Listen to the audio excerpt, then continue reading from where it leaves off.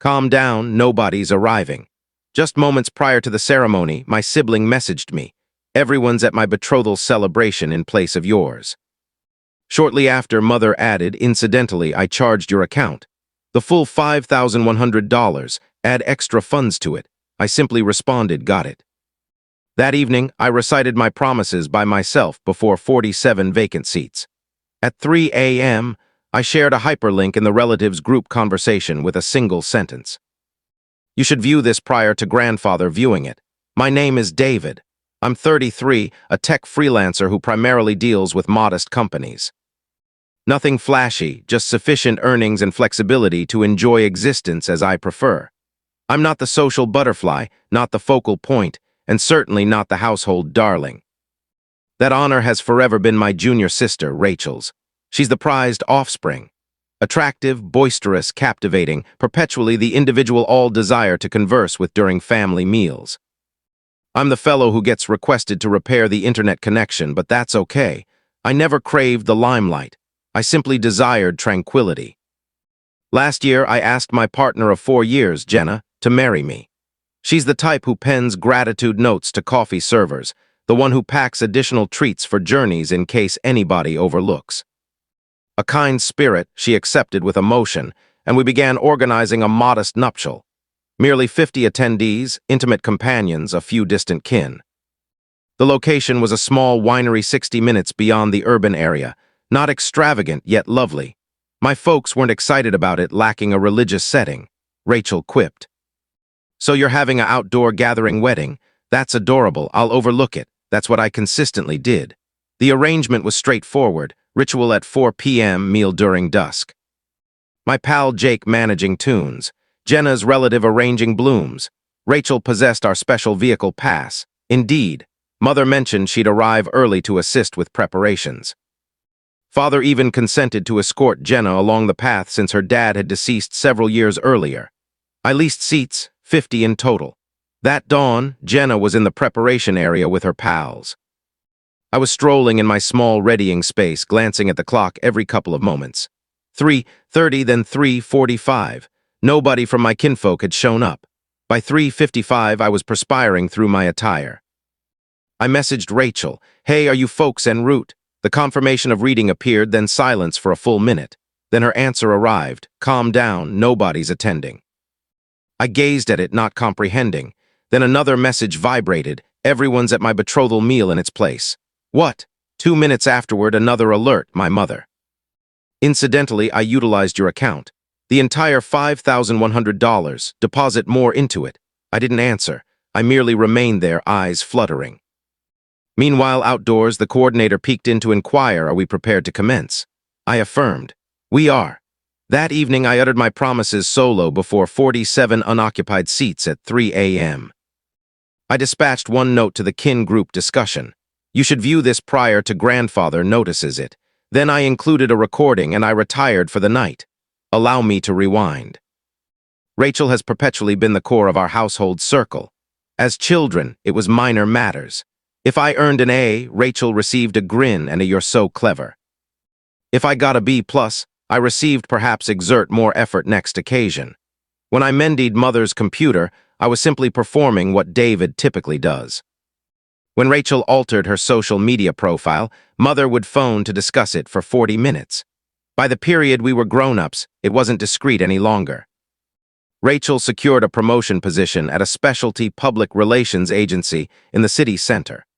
I obtained a prolonged agreement handling back-end operations for a health equipment firm. Mine compensated better, included perks, genuine duties. But guess who received the household festivity supper with bubbly? Not the chap repairing networks, that's certain. The financial aspect became complicated quickly.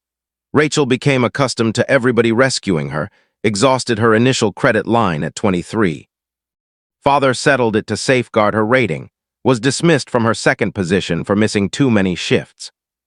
Mother labeled it a harmful workplace atmosphere when she desired to rent a high-end vehicle despite her beginner wage.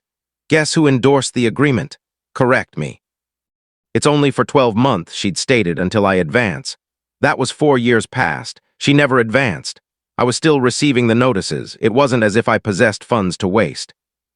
I was earning reasonable pay, certainly, but I was prudent with it. I had a simple residence, operated a decade-old vehicle, consumed prepared meals 90% of the time. All surplus went into reserves with a mental reminder. This is for Jenna, for the residence, for our nuptial, for our shared future. Jenna was aware of the financial issues. She wasn't pleased. I informed her it's merely relatives, they'll improve, and she trusted me. Heavens, I wish she hadn't. My parents regarded Jenna as acceptable. Not exceptional, not affectionate, not like a fresh child, just present. Father always misplaced her name when recounting tales. Mother once inquired at a holiday meal if she was still involved in the pastry work when Jenna's been a task manager at a book company for 2 years. Rachel, naturally, absorbed it all. She always required to be the most stunning lady in the space, and in our household she was. Each time Jenna donned something charming, Rachel grimaced. Each time Jenna referenced a professional achievement, Rachel shifted the topic. Understated, chilly things. Then arrived the proposal. I informed my parents initially. They were courteous. "Well done," Mother said. "That's pleasant." Rachel's reaction, "Hold on, you asked before informing me." "That's impolite, David." I dismissed it. When we commenced organizing the nuptial, we desired compact. Just 50 invitees, no chapel, no excessive customs, no addresses, basic promises, evening meal at twilight. Rachel termed it a online inspiration dream. Mother kept attempting to modify it. "Are you certain you don't want your dad to give a speech? He's escorting her along the path. Isn't that sufficient?" Jenna attempted to maintain harmony. "Let's simply be gracious," she'd express. "It's a single day. I should have realized better when Rachel proposed to manage the dessert." We transferred her $480 from the nuptial savings to submit the request. Weeks passed.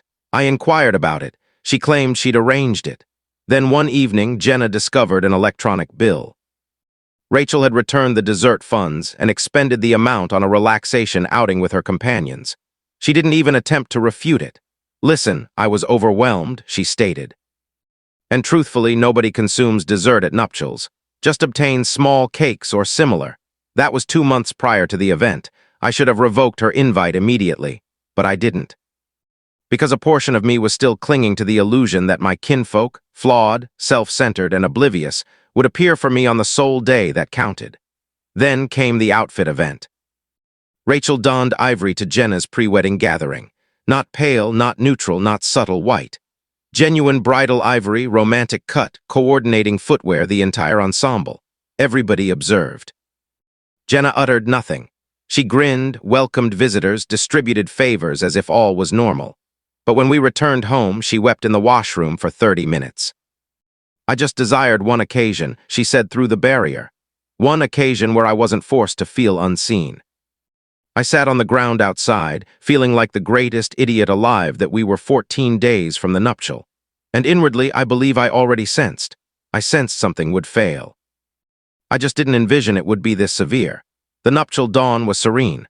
I awoke at 6 a.m. to rays pouring through the lodging shades. Jenna was already alert, seated on the rug in her wrap, scribbling in her journal. She appeared calm, concentrated. When I moved, she grinned. "Composing your promises?" I questioned. She confirmed. "Nearly complete." I touched her arm, told her I'd provide her room, and went to fetch coffee.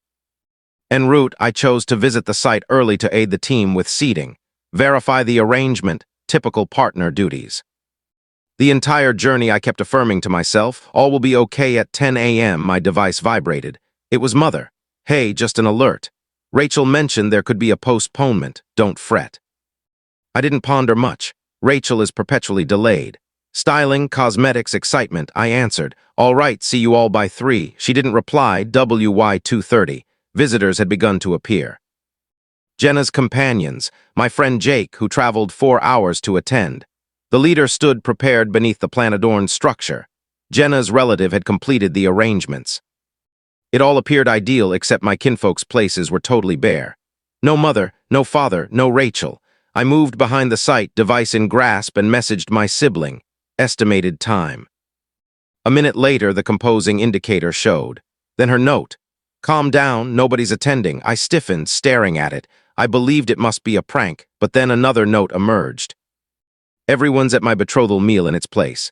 I reviewed it 5 times, my torso constricted, then Mother joined. Incidentally, I charged your account, all $5,100, add some more to it. I just entered back, got it. Then I proceeded to the primary zone. The leader appeared anxious. David, he inquired, are we set? Begin, I stated, so I remained there isolated at the platform. Jenna proceeded along the path with elegance, grinning as if nothing was amiss. As if her partner hadn't just been deserted by his whole kinfolk.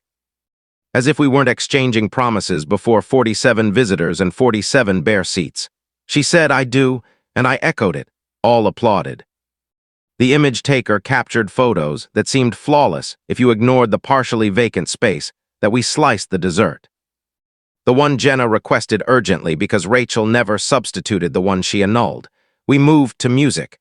My companion delivered an address. Jenna's relative performed on the keys. At 9 p.m. it concluded. We traveled back to the lodging quietly. She grasped my hand and murmured, I'm regretful. I didn't respond. Not because I was upset with her, but because I at last realized, something within me had shattered permanently. They had selected her once more. On my nuptial day, back in the chamber, Jenna went to remove her cosmetics. I sat on the mattress, gazing at my device. Rachel had shared on social media, her and her partner at an elevated lounge, commitment decorations behind. My parents were present too, drinks elevated, all grins that I didn't weep. I didn't hurl the device, I just felt chilled. Then I accessed my computer. See, what Rachel didn't realize, what none of them realized, is that I had a small pastime. A video platform I'd initiated during restrictions. Technology guides, silly acts, individual logs, nothing massive but consistent. One of my clips on resolving a system flaw had become somewhat popular. I had 68,000 followers, enough for extra earnings, enough for an audience so at 2:53 a.m. I sat in my wrinkled nuptial attire, neckwear loosened and filmed. My tone even no theatrics, just details. Today was my nuptial, my kinfolk didn't appear. They attended my siblings' commitment supper in its place. My mother charged my account to cover it. This isn't retaliation, it's realization. It's about decades of being secondary. About observing my sibling distort situations, violate limits, and get praised. About being instructed to maintain harmony, so often I forgot I was permitted to be furious. I'm finished. This is the final occasion they extract from me. I posted it restricted. Then I sent the link to the kin group discussion with one note. You should view this prior to grandfather sees it. And expressions. No warnings, just the link. Then I shut down my device and slipped into bed next to Jenna. That evening, for the initial time in years, I rested without interruption.